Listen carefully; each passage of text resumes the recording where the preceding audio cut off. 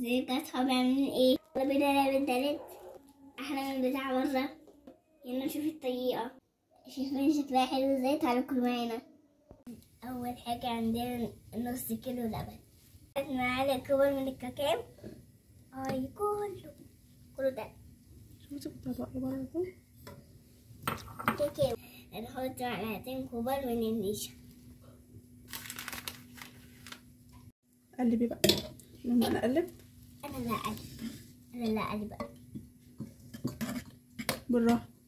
من جوه مش بيتعمل، جوه بيتعمل. استنى اقلبه كويس.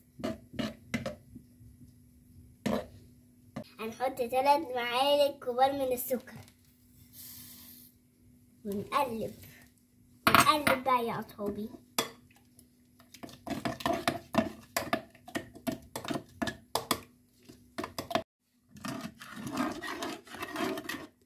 هنبدأ بقى نقلب لحد ما كل حاجة ايه تدوب. بس كده ونحطهم على النار.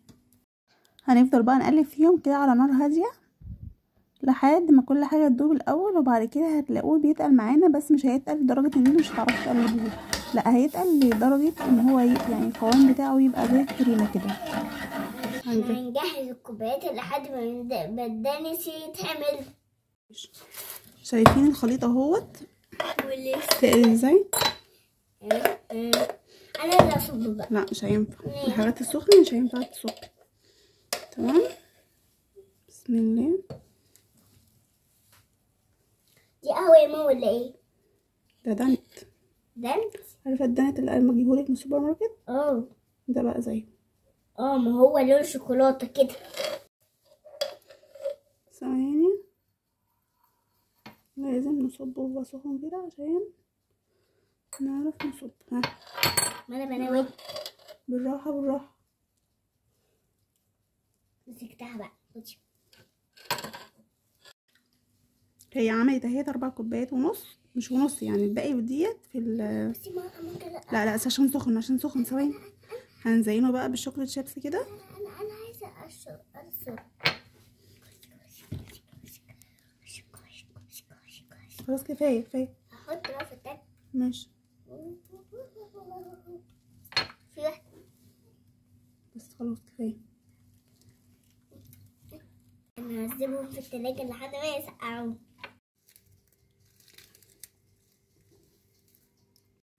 شايفين انا كده كنت حاطاه في التلاجة ومغطياه عشان يعني الوش بتاعه ما يكرمش.